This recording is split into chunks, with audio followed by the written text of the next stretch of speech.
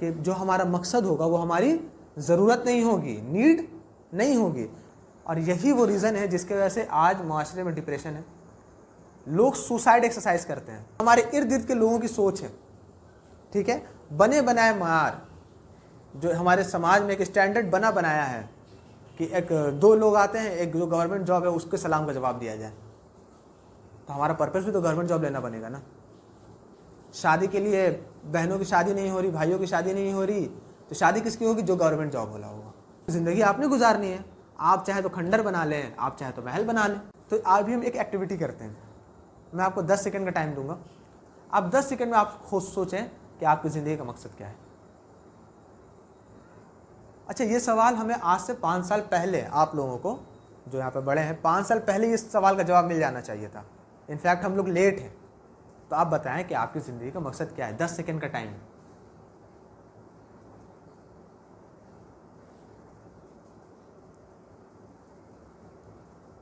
बताएं। आप लोग बताएं, वरना मैं पिक करूँगा एक एक करके। बताएं मामा भाई आप। मैं आपको अब ये नहीं बताऊंगा आपकी ज़िंदगी में जो भी पर्पज़ है, हो सकता है आज जो पर्पज़ है वो कल पर्पज़ ना हो। मैं ये नहीं बताऊंगा कि आपका पर्पज़ अच्छा है या बुरा है। मैं कुछ गाइडलाइंस, क्योंकि आज मेरा टॉपिक साइंस पे है कि व्हाट इज़ पर्पज़, पर्पज़ बनता कैसे है, उसके आप कह लीजिए टूल्स क्या है। तो मैं आपको कुछ टूल्स, कुछ गाइडलाइंस दूंगा जिसके बेस पर आपको सोचना है कि मैंने जो सोचा है मेरी ज़िंदगी का मकसद ये है, तो क्या मेरी ज़िंदगी का मकसद यही है, यानी सही है या गलत है। तो मैं ये नहीं बताऊँगा। एक जो पहला गाइडलाइन जो मैं आपको बता रहा हूँ, जो पहली चीज़ हमेशा याद रखिएगा, the purpose of your life is not should be your need. आपकी ज़िंदगी का मकसद आपकी ज़रूरत नहीं होती, और जो ज़रूरत होती है वो आपकी ज़िंदगी का मकसद नहीं होता। मुझे ज़रूरत है, मुझे एक वक्त था कि मैं खेलने जाने के लिए, दूर चुके मैदान हुआ करता था, साइकिल के लिए रोता था। मेरी ज़िंदगी का उस वक्त क्या मकसद था? मुझे साइकिल मिल जाए।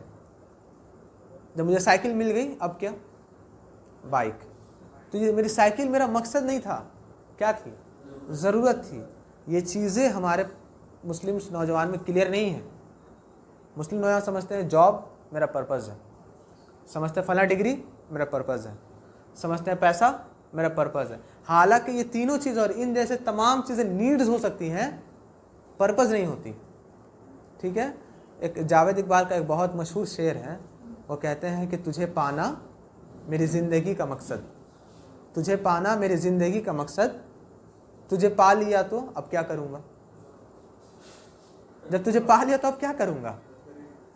बात समझ रहे हैं ना? आपको क्लियर हो रही है ये सारी चीज़ें कि जो हमारा मकसद होगा वो हमारी ज़रूरत नहीं होगी, नीड नहीं होगी।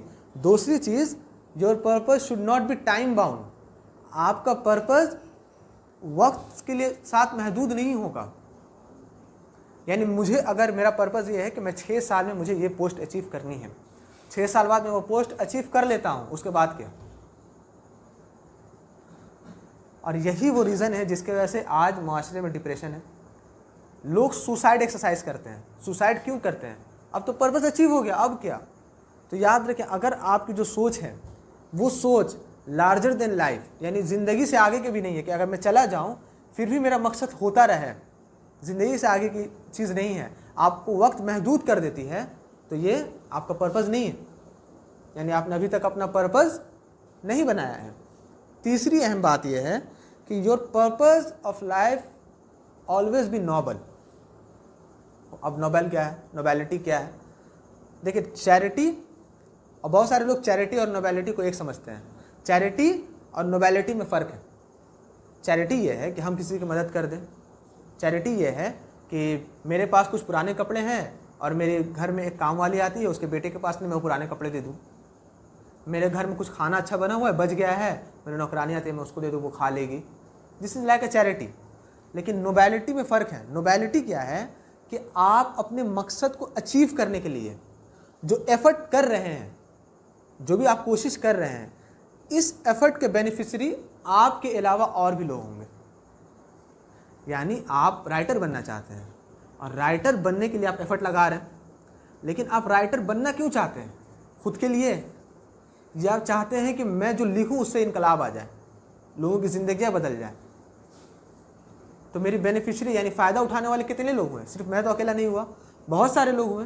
अच्छा, इसका एक सर्कल बहुत बड़ा है। मैं अगर एक अच्छा स्पीकर बन जाता हूँ तो जो मेरी अर्निंग होगी उस अर्निंग से मैं खुद को फ़ायदा पहुँचा सकता हूँ, अपने माँ बाप को फ़ायदा पहुँचा सकता हूँ, घर को फ़ायदा पहुँचा सकता हूँ, अपने बहन भाइयों को फ़ायदा पहुँचा सकता हूँ, अपने रिलेटिव्स को फ़ायदा पहुँचा सकता हूँ। अगर ये सोच है तो ये भी नोबेलिटी नहीं है। इन सब के अलावा इनको तो फ़ायदा पहुँचाना है ही, इसमें कोई सोचने वाली बात ही नहीं है। इन सब के अलावा और भी कितने लोग आपके बेनिफिशियरी हैं, कितने लोग आपके सर्कल में दाखिल होते हैं, ऐसे लोग जिनको आप जानते भी नहीं हैं। आप मिसाल ले लीजिए कि आप गवर्नमेंट जॉब करना चाहते हैं, ठीक है, आपने एक गोल सेट किया है कि मुझे ये जॉब चाहिए, लेकिन जॉब क्यों चाहिए, ये अगर मैं आपसे सवाल करूं तो आप कहते हैं कि मैं बहुत गरीबी में पला बड़ा हूं, मेरे भाई हैं, मेरी बहनें हैं, और मुझे मेरी बहन की शादी करानी है, मेरे भाई को अच्छे कॉलेज में दाखिला कराना है, माँ बाप को हज कराना है, तो इसमें तो कोई गलत बात नहीं है, इसमें तो कोई हर्ज नहीं है। लेकिन आप सोचें कि ये बात कहीं ना कहीं जो पर्पस ऑफ लाइफ के जो लेवल्स होते हैं वो सबसे नीचे रहती है ये चीज़। अब सोचें कि एक और शख्स है, इसको एक तरफ रखें, और एक और शख्स है जो गवर्नमेंट जॉब की तैयारी कर रहा। उसके रीज़न ये है, वो कहता है कि जब मैं कुछ बन जाऊंगा तो मैं एक ऐसा इंस्टीट्यूट, एक ऐसा अदारा, या फिर कुछ ऐसे चीज़ों, ऐसे अदारा, ऑर्गेनाइजेशंस को मैं तैयार करूंगा जिससे मुस्लिम उम्मा की तरबियत होगी, जिससे नौजवान यूथ फ़ायदा उठाएगी, जिससे मेरे इलाके में लोग पढ़े लिखे कम हैं, लोग एडुकेशन हासिल करेंगे। तो अब आप बताएं कि जो ये भाई जो है, जो इसका इतनी बड़ी सोच है, वो फ़ायदा देना चाह रहा हो उम्मत को, तो क्या उसके बहन की शादी नहीं होगी? क्या गवर्नमेंट जॉब के बाद वो पैसे नहीं कमाएगा? क्या वो कह लीजिए अपने अम्मी अब्बू को हज नहीं कराएगा? क्या वो गाड़ी नहीं खरीद सकता है? क्या वो पैसे नहीं कमा सकता है? कमा सकता है, पैसा ये भी कमा रहा, पैसा ये भी कमा रहा। लेकिन एक चीज़ कि मेरे एफर्ट के बेनिफिशियरी, यानी मेरी एफर्ट से फ़ायदा उठाने वाले सिर्फ मेरी ज़ात तक महदूद ना हो, और भी लोग हों, पूरी इंसानियत मेरे एफर्ट से फ़ायदा उठाए। ये चीज़ बताती है कि आप किस लेवल पे हैं पर्पस ऑफ लाइफ के। ये टूल्स हैं, 3 चीज़ें क्या बताई मैंने? पहली चीज़, आपका पर्पस आपका नीड नहीं होता। दूसरी, आपके पर्पस आपको टाइम बाउंड नहीं करता। तीसरी, आपकी पर्पस आपको नोबैलिटी सिखाता है। क्या सिखाता है? नोबैलिटी सिखाता है। तो इन तीनों बेस पर ये मैंने आपको पैरामीटर दे दिए हैं। अब आप सोचें कि मेरी ज़िंदगी का जो मकसद है, क्या वो इन तीनों पैरामीटर पे आता है? और अगर नहीं आता है तो हमें इसको रिवाइज करने की ज़रूरत है, इसको सही करने की ज़रूरत है और सीखने की ज़रूरत है, ठीक है ना। अच्छा, इसमें बहुत सारे रीज़न्स भी हैं। हमारे जो ऑब्जेक्टिव्स हैं, जैसे हम अपना जो ऑब्जेक्टिव बनाकर अभी चल रहे हैं, ठीक है, तो कुछ वजूहात हैं, सारी गलतियां हमारी नहीं हैं, कुछ वजूहात हैं जिनके बिना पर हमारे ऑब्जेक्टिव्स इतने छोटे हैं। वो वजूहात क्या है? उसमें जो पहली वजह है वो हमारे हालात हैं, हमारे साथ होने वाले वाक़यात हैं। अच्छा, हमारे इर्द गिर्द के लोगों की सोच है, ठीक है, बने बनाए मार, जो हमारे समाज में एक स्टैंडर्ड बनाया है कि एक 2 लोग आते हैं, एक जो गवर्नमेंट जॉब है उसके सलाम का जवाब दिया जाए। तो हमारा पर्पस भी तो गवर्नमेंट जॉब लेना बनेगा ना। शादी के लिए बहनों की शादी नहीं हो रही, भाइयों की शादी नहीं हो रही, तो शादी किसकी होगी? जो गवर्नमेंट जॉब वाला होगा। तो अब जाहिर सी बात है, जब एक यूथ जो है वो सोचेगा कि यार जॉब तो लेना होगा किसी तरह, वरना गुजारा नहीं है। तो ये स्टैंडर्ड है जो हमारे समाज में बन गए हैं, और ये बहुत बुरे स्टैंडर्ड है जो हमें बहुत बड़ा सोचने से रोक देते हैं, जिनकी वजह से हम छोटे ऑब्जेक्टिव्स बनाते हैं, और उन छोटे ऑब्जेक्टिव समझते हैं कि हमने तो बहुत बड़ा पर्पस बना लिया है, हालांकि ऐसा नहीं है। अच्छा, बनी बनाई कामयाबी की तारीफ, हमारे समाज में कामयाबी की तारीफ भी अलग अलग है। कामयाबी क्या है?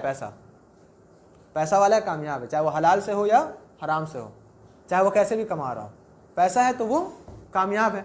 ये चीज़ क्या करता है? हमारी ऑब्जेक्टिव्स बना रहे होते हैं, हमारा माहौल बना रहे होते हैं, लेकिन ये सारी चीज़ें हमारे विजन को, हमारे पर्पस को महदूद कर देती हैं। तो हम लोगों ने इन तमाम चीज़ों से ऊपर उठ के सोचना है। अगर हमारी ज़िंदगी में मान लीजिए कोई विजन नहीं हो तो उसके डिसएडवांटेजेस क्या होंगे? क्या लगता है उसके नुकसानात क्या होंगे? बताएं आप में से कोई। हमारी ज़िंदगी में अगर विजन नहीं है, पर्पस नहीं है, तो इसका नुकसान क्या होगा हमें? गाड़ी और लाइट नहीं है, अंधेरा में घूमते रहेगा। वाह माशाल्लाह। आज हम अगर माशरे में हम ज़िंदगी गुजार रहे हैं, आप लोगों को देखें, ख़ासकर स्टूडेंट्स तबके को देखें। स्टूडेंट्स तबके को बाद में रियलाइज़ होता है कि अरे यार, मुझे तो ये डिग्री करनी ही नहीं चाहिए जो मैं कर रहा हूँ। क्यों? Lack of visions. आपकी विज़न नहीं होता है, और क्या होता है कि फ़ला बंदे ने साइंस लिया, मैं भी साइंस ले लेता हूँ। फ़ला बंदा फ़ला डिग्री करा, मैं भी ये डिग्री कर ले रहा हूँ। फ़ला बंदा ये काम करा, मैं भी ये काम कर रहा हूँ। और जब काम कर रहे होते हैं बाद में रियलाइज़ होता है अरे यार मुझे तो ये काम करना ही नहीं चाहिए। उसके बाद हमने रिसोर्सेज खोए, वक्त खोया, ये सारे नुकसान हम झेल रहे होते हैं। तो स्टूडेंट्स खास तौर पर विज़न सेट करें कि आपको करना क्या है, ठीक। उसके अलावा बहुत सारे लोग जॉब्स में, तो उनके विज़न में जब क्लैरिटी नहीं होता, जो जॉब ले लेता है देखिएगा वो 4 से 5 साल बाद फ्रस्ट्रेट हो जाता है अपने जॉब से, तो यार मैं इसके लिए बना ही नहीं था और मैं कर रहा हूँ, सिर्फ किए जा रहा हूँ। बिजनेस में आप देखें, बिजनेस में अल्हम्दुलिल्लाह बरकत है, नो डाउट, लेकिन बिजनेस के भी तो बहुत सारे लेवल्स हैं ना, पैरामीटर्स हैं। एक बंदा बिजनेस किया कपड़े का, उसका बिजनेस चल गया, उसी का दोस्त सोचता है मैं भी कपड़े का बिजनेस करूँगा, वो सारे पैसे लगा देता है, फिर बाद में रियलाइज़ होता है कि मुझे तो ये मैं तो ये कर ही नहीं पाऊँगा, मेरे अंदर तो वो कॉन्फिडेंट ही नहीं है कि मैं कपड़ों को बेच पाऊँ लोगों में, मुझ में तो वो सलीका ही नहीं है। लेकिन मैंने क्या किया, देखा देखी, भेड़ चाल, एक दूसरे पर, ये जो काम कर रहा मैं भी वो काम करूँ। तो ये सारी चीज़ें होती क्यों हैं आपकी ज़िंदगी में? विजन्स ना होने की वजह से। हम लोग जो है, हम लोग पीपल ऑफ विजन नहीं है, आज हम लोग पीपल ऑफ टेलीविज़न बन गए हैं। हमें हर वो चीज़ आता है जो दूसरे के एजेंडा के मुताबिक हो, लेकिन हमें वो चीज़ ही नहीं आती जो हमारे लिए खुद है, हमारे लिए है। मैं आपसे एक सवाल पूछता हूँ कि अगर आप लोगों को एक घर बनाना हो, एक हाउस बनाना हो, तो आप सबसे पहले आप लोग क्या कीजिए? आप लोगों ने if you want to build a house, आपने एक घर बनाना है, तो आप सबसे पहले आप लोग क्या कीजिएगा? बुनियाद देना होगा। और अच्छा, और